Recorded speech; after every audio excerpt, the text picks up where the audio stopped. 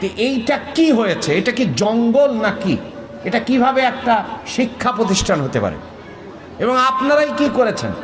তো এইটা আসলে এই রকম করে শিক্ষা ব্যবস্থাকে বৃদ্ধাঙ্গুলি দেখায় কোনো জাতি কখনো এগোতে পারে না।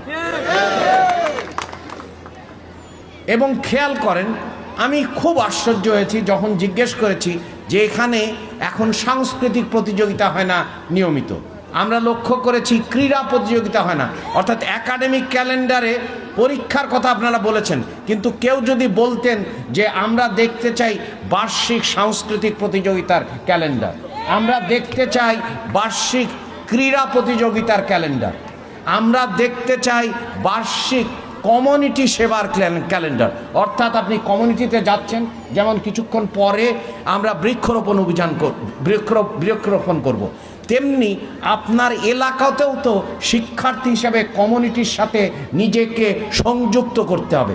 তা না হলে তো একে বাড়লে তো হবে না, সবাইকে নিয়ে সামনের দিকে এগোতে হবে।